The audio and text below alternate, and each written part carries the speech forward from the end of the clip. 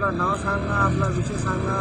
आज जे आपण एस.डी.एम कार्यालयासमोर उपोषण करत आहे त्या उपोषणाच्या संदर्भात आहे, कशा संदर्भात आहे? माझं नाव विकास रायबान पाटोळे आहे, राहणार वाढवणा.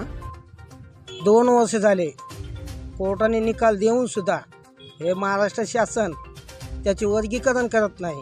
त्या कारणास तुम्ही उपोषणाला बसलेलो आहे.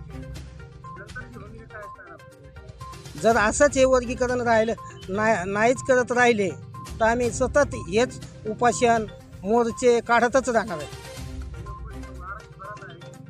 महाराष्ट्रभर चालणार आहे, अख्खा महाराष्ट्र. कारण मोठ्या भावाची वाटणी मोठ्या भावाला द्यावा, लहान भावाची वाटणी लहान भावाला द्यावा, एवढंच आमचं आहे.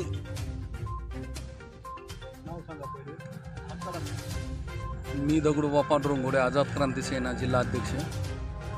शासनाने जे सुप्रीम कोर्टाने आदेश काढलेला असताना उपवर्गीकरणाला शासन का जाहीर करीत नाही व शासनाने जाहीर करून हा जो जातीय तिढा आहे निर्माण झालेला हा संपुष्टात आणावा, एवढीच माझी मागणी.